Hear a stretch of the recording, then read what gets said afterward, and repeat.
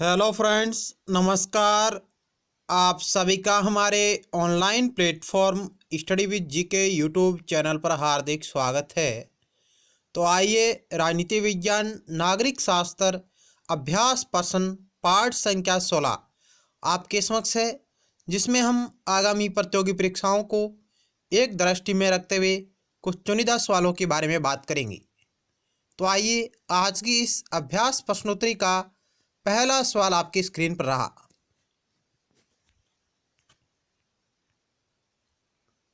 पहला सवाल क्या कह रहा है कि यहाँ आपको कथन और कारण दिया गया है। कथन ए, विश्व की बदली हुई स्थिति में गुण निरपेक्षता अपने पारंपरिक रूप में प्रासंगिक नहीं है।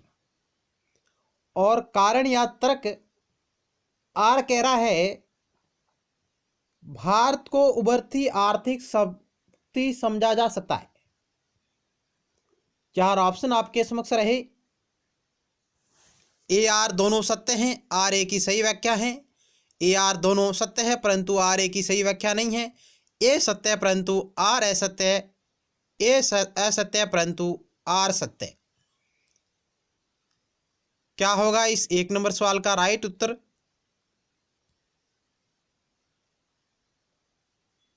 तो राइट उत्तर होगा ऑप्शन बी, ए आर दोनों सत्य है लेकिन आर ए की सही व्याख्या नहीं करता। कथन ए कह रहा है कि विश्व की बदली हुई स्थिति में गुट निरपेक्ष अपने आप में पारंपरिक रूप में प्रासंगिक नहीं। हमने देखा कि जो गुट निरपेक्ष आंदोलन के जो सम्मेलन हो रहे हैं उसमें कई देश भाग भी नहीं ले रहे हैं। तो इस विश्व की बदली हुई स्थिति में गुट निरपेक्ष आंदोलन अपने पारंपरिक रूप में प्रासंगिक नहीं है। कारण कह रहा है तर्क, भारत को उभरती आर्थिक शक्ति समझा जा सकता है। ये दोनों बातें बिल्कुल सही है, लेकिन जो तर्क आर है वह कथन ए की व्याख्या नहीं कर रहा है। तो ऑप्शन बी बिल्कुल राइट है।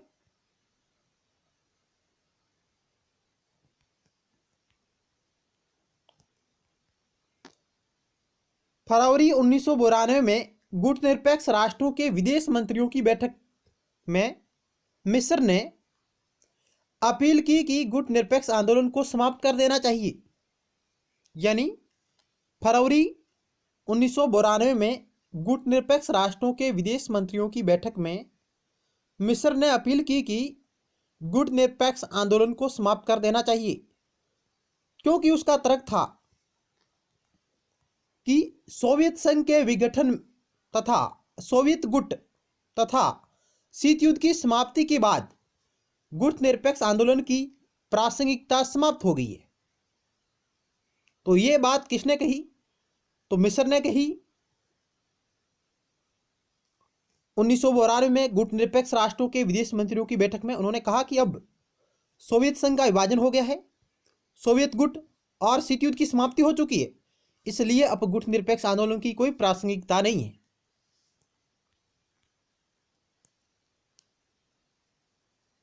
चलते हैं अगली स्लाइड की ओर।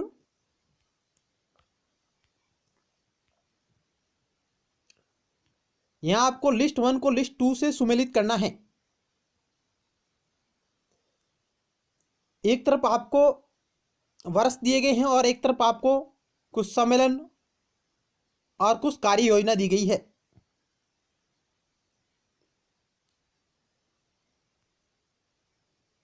हवाना में नेम सिक्कर सम्मेलन, यानी हवाना में गुट निरपेक्ष आंदोलन का सम्मेलन कब हुआ? आगरा सिक्कर सम्मेलन या आगरा वार्ता कब हुई? कारगिल संघर्ष कब हुआ? और भारत का परमाणु परीक्षण, भारत का द्वितीय परमाणु परीक्षण।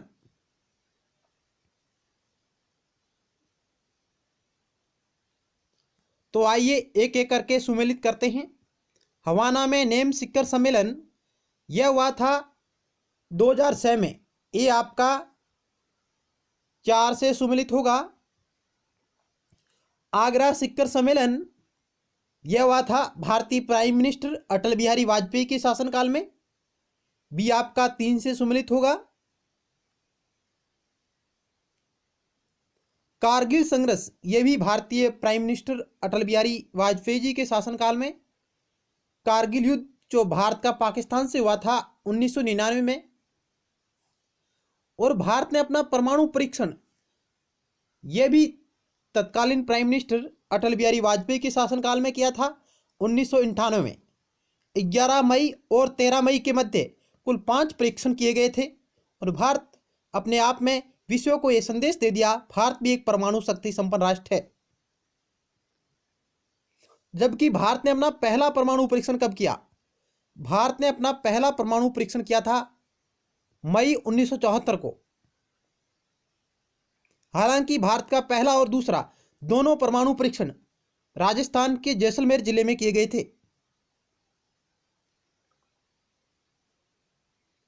इस प्रकार ये सुमेलित होंगे। चलते हैं अगले सवाल की ओर।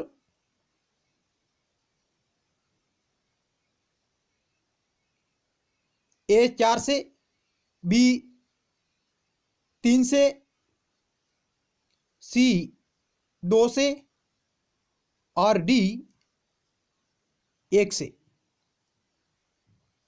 अगला सवाल आपकी स्क्रीन पर रहा।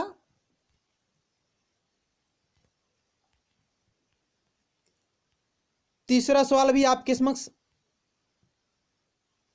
सुमेलित करने वाला है।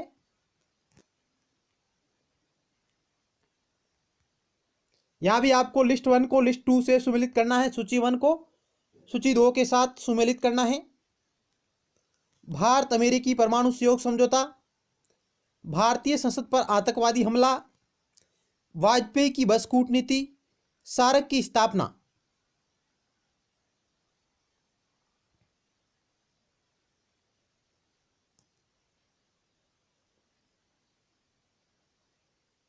तो आइए एक एक करके सुमेलित करते हैं।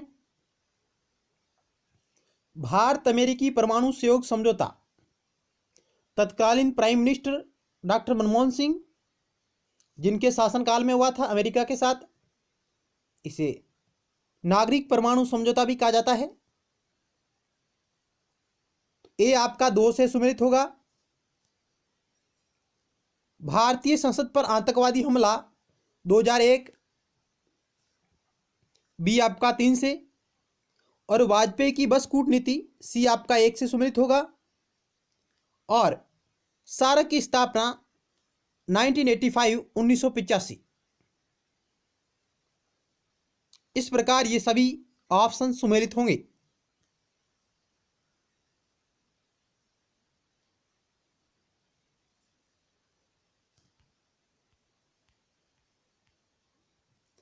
अगला सवाल आपकी स्क्रीन पर है 4 नंबर।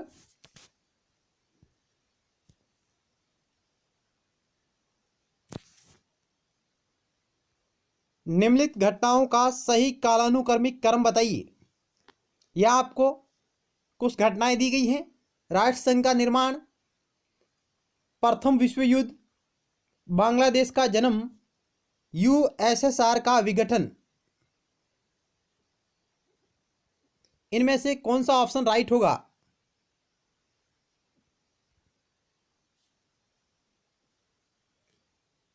इन घटनाओं को कालक्रम में व्यवस्थित करना है।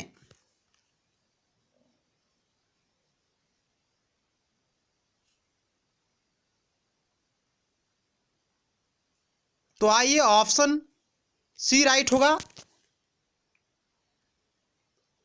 प्रथम विश्व युद्ध 1914 से 1918 तक, फिर राष्ट्र संघ का निर्माण,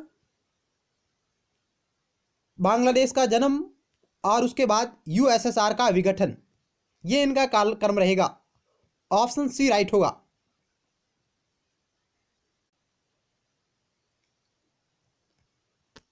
प्रथम विश्व युद्ध 1914 से 1918 तक चला। राष्ट्र संघ का निर्माण प्रथम विश्व युद्ध के बाद किया गया था 1919 और 20। बांग्लादेश का जन्म 1971। यूएसएसआर का विघटन 1991। जबकि द्वितीय विश्व युद्ध 1939 से 1945।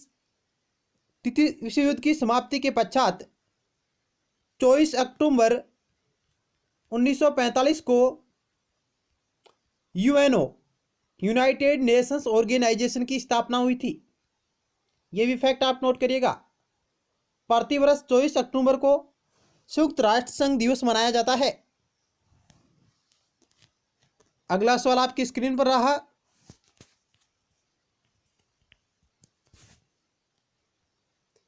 निम्नलिखित में से कौन सा राष्ट्रीय शक्ति का तत्व नहीं समझा जाता? नेतृत्व, राष्ट्रीय चरित्र, राष्ट्रीय संसाधन, दल प्रणाली। कौन सा राष्ट्रीय शक्ति का तत्व नहीं है?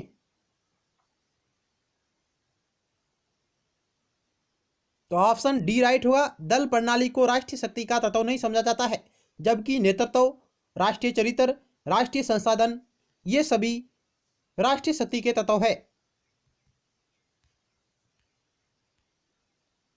अगला सवाल आपकी स्क्रीन पर रहा।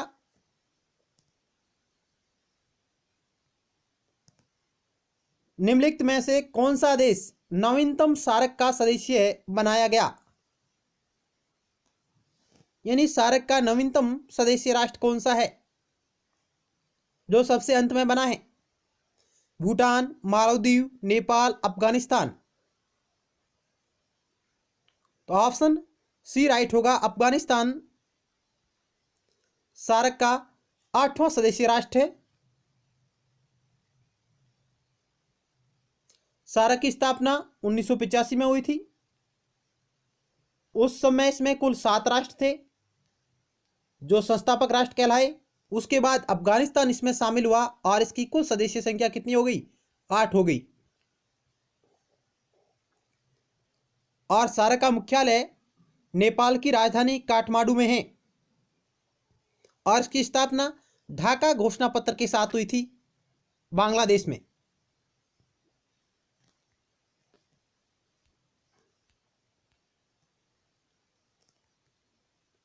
सार्क का पूरा नाम south Asian association for regional corporation है। यानी सार्क का पूरा नाम south Asian association for regional corporation है। 8 दिसंबर 1985 को भारत, पाकिस्तान, बांग्लादेश, श्रीलंका, नेपाल, मालदीव और भूटान द्वारा मिलकर इसकी स्थापना की गई थी ढाका घोषणा पत्र के साथ बांग्लादेश में। अप्रैल 2007 में इस सार्क का 14वां शिखर सम्मेलन जो भारत में आयोजित किया गया नई दिल्ली में, यानी सार्क का 14वां शिखर सम्मेलन का आयोजन नई दिल्ली भारत में किया गया था। कब किया गया था? अप्रैल 2007 में, जिसमें अफगानिस्तान इसका 8वां सदस्य बन गया। यानी सार्क के 14वें शिखर सम्मेलन 2007 में अफगानिस्तान को शामिल कर लिया गया और ये सार्क का 14वां शिखर सम्मेलन भारत की अध्यक्षता में आयोजित किया गया था। इस प्रकार अब वर्तमान में सार्क में कुल 8 राष्ट्र शामिल है। चलते हैं अगले सवाल की ओर।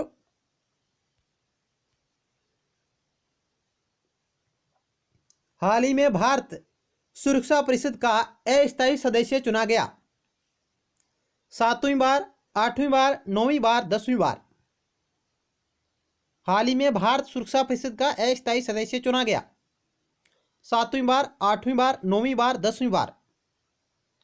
तो ऑप्शन बी राइट होगा। 8वीं बार भारत है जो यूएनएससी का अस्थायी सदस्य चुना गया है।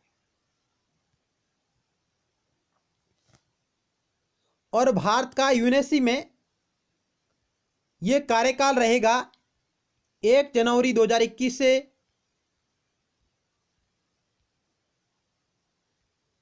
31 दिसंबर 2022 तक 2 साल के लिए भारत सुरक्षा परिषद का अस्थायी सदस्य चुना गया है। 1 जनवरी 2021 से कार्यकाल शुरू हुआ और 31 दिसंबर 2022 को समाप्त होगा।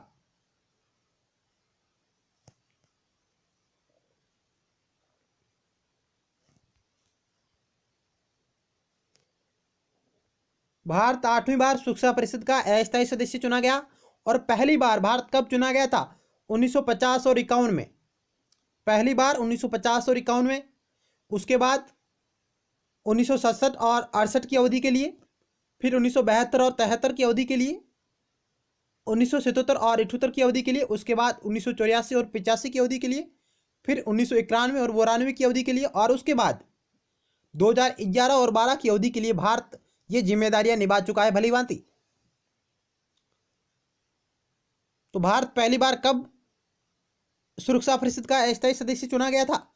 1950 में और 51 की अवधि के लिए, और अंतिम बार चुना गया है 2011 और 12, जो 7वीं बार था। और वर्तमान में भारत 2021 और 22 की अवधि के लिए 8वीं बार अस्थायी सदस्य चुना गया है। अगला सवाल आपकी स्क्रीन पर रहा। अमेरिकन फॉरेन पॉलिसी 3 एसेस के लेखक है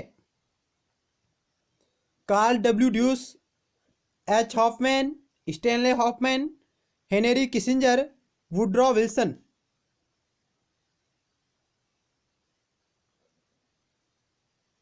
तो ऑप्शन सी राइट होगा, हेनरी किसिंजर, जिनकी पुस्तक है ये American foreign policy 3 assess.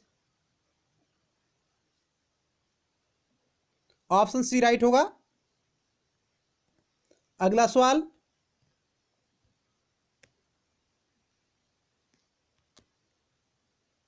Nine number, निम्नलिखित घटनाओं का सही कालक्रम बताइए। सुभाष चंद्र बोस जी का भारतीय राष्ट्रीय कांग्रेस के अध्यक्ष के रूप में, कांग्रेस समाजवादी पार्टी का गठन, गांधी जी द्वारा सत्याग्रह सभा का गठन, सांप्रदायिक पंचायत या अवार्ड। इनमें से कौन सी घटना पहले हुई, कौन सी बाद में हुई?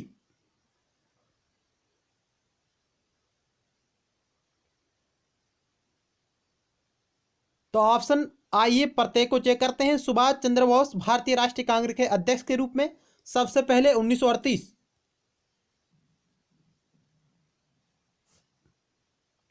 कांग्रेस समाजवादी पार्टी का गठन 1934, जयप्रकाश नारायण, आचार्य नरेंद्र देव इत्यादि नेताओं के सहयोग से, गांधी जी द्वारा सत्याग्रह सभा का गठन 1919,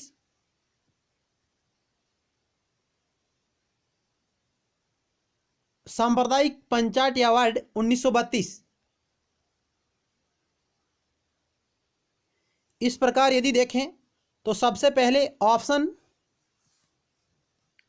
बी राइट होगा, 3, फिर 4 सांप्रदायिक पंचायत वार्ड, उसके बाद समाजवादी कांग्रेस पार्टी का गठन, कांग्रेस सोशल पार्टी का गठन, और उसके बाद सुभाष चंद्र बोस भारतीय राष्ट्रीय कांग्रेस के अध्यक्ष। ऑप्शन बी आपका राइट होगा।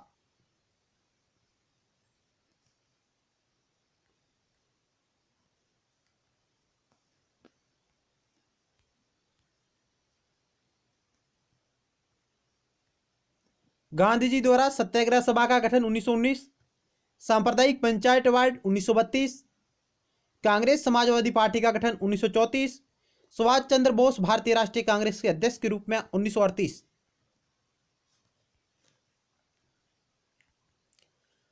यहाँ कुछ फैक्ट है। महात्मा गांधी जी ने रॉल्ट एक्ट के विरुद्ध में अभियान चलाया और मुंबई में 24 फरवरी 1919 को सत्याग्रह सभा की स्थापना की।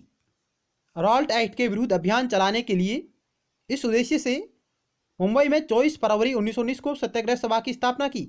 रॉल्ट विरोधी सत्याग्रह के दौरान गांधी जी ने कहा, यह मेरा दृढ़ विश्वास है कि हम मुक्ति केवल संघर्ष के द्वारा ही प्राप्त करेंगे, न कि अंग्रेजों द्वारा हमें प्रदान किए जा रहे सुधारों से।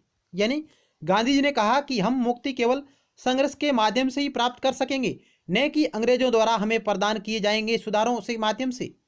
ये बात गांधी जी ने कही थी और 24 फरवरी 1919 को सत्याग्रह सभा की स्थापना हुई थी।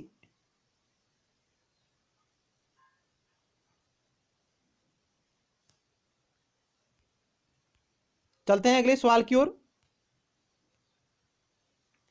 अगला सवाल, जिसको भी आपको सही क्रम में व्यवस्थित करना है कालक्रम में, ज्ञान आयोग की स्थापना, राष्ट्रीय ज्ञान आयोग की स्थापना, सरकारी आयोग, राज्य पुनर्गठन आयोग, संविधान के संशोधन के लिए राष्ट्रीय आयोग।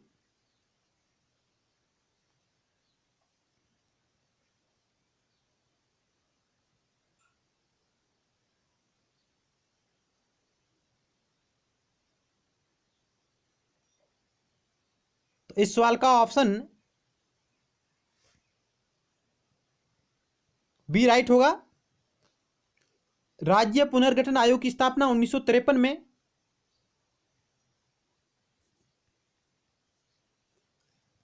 की गई थी और इसी आयोग की सिफारिश पर राज्य पुनर्गठन एक्ट 1956 पारित हुआ। राष्ट्रीय ज्ञान आयोग की स्थापना 2005 में की गई थी।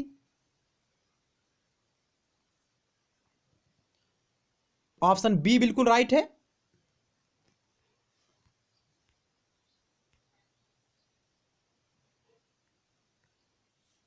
यहां आप देख सकते हैं राज्य पुनर्गठन आयोग 1953, फजल अली की अध्यक्षता में इस आयोग का गठन किया गया था, जिसमें कुल 3 सदस्य थे अध्यक्ष सहित। अध्यक्ष थे डॉक्टर फजल अली, के.एम. पनिकर और हरदेनाथ कुंजरू। ये इस आयोग के 2 सदस्य और 1 अध्यक्ष थे। सरकारी आयोग केंद्र राज्य संबंधों पर रणजीत सिंह सरकारिया की अध्यक्षता में पूर्व न्यायमूर्ति 1983 में गठित किया गया। संविधान के संशोधन के लिए राष्ट्रीय आयोग की स्थापना वर्ष 2000 में की गई थी और राष्ट्रीय ज्ञान आयोग की स्थापना 2005 में की गई थी, प्राइम मिनिस्टर मनमोहन सिंह के कार्यकाल में। तो आइए राष्ट्रीय ज्ञान आयोग के बारे में जानकारी प्राप्त करते हैं। राष्ट्रीय ज्ञान आयोग की स्थापना 13 जून 2005 को हुई। यह भारत के प्रधानमंत्री की सलाह के लिए स्थापित उच्च स्तरीय सलाहकार संस्था है। इसका काम नीति निर्देशन तथा सुधारों की दिशा तय करना, जैसे शिक्षा, विज्ञान तथा प्रौद्योगिकी, कृषि, उद्योग, ई प्रशासन जैसे कुछ महत्वपूर्ण क्षेत्रों में इन क्षेत्रों पर अपना ध्यान केंद्रित करना इसके कार्य का प्रमुख हिस्सा है। यानी राष्ट्रीय ज्ञान आयोग की स्थापना 13 जून 2005 को हुई। यह भारत के प्रधानमंत्री की सलाह के लिए स्थापित उच्च स्तरीय सलाहकार संस्था है। इसका काम नीति निर्देशन तथा सुधारों की दिशा तय करना, शिक्षा, विज्ञान तथा प्रौद्योगिकी, कृषि, उद्योग, ई प्रशासन जैसे कुछ महत्वपूर्ण क्षेत्रों आदि पर ध्यान केंद्रित करेगा। ज्ञान को सुलभ बनाना, ज्ञान व्यवस्थाओं की रचना और उसका संरक्षण, ज्ञान तथा बेहतर ज्ञान सेवाओं का फैलाव इस आयोग के लिए मुख्य चिंता का विषय है। और यह किसकी अध्यक्षता में गठित किया गया था? तो 2005 में सैम पित्रोदा की अध्यक्षता में यह गठित किया गया था। इस आयोग के पहले अध्यक्ष थे सैम पित्रोदा। ये कुछ महत्वपूर्ण जानकारी आपको जरूर अच्छी लगी होगी। मिलते हैं नेक्स्ट टाइम एक नए टॉपिक के साथ और महत्वपूर्ण सवालों के साथ। तब तक के लिए धन्यवाद।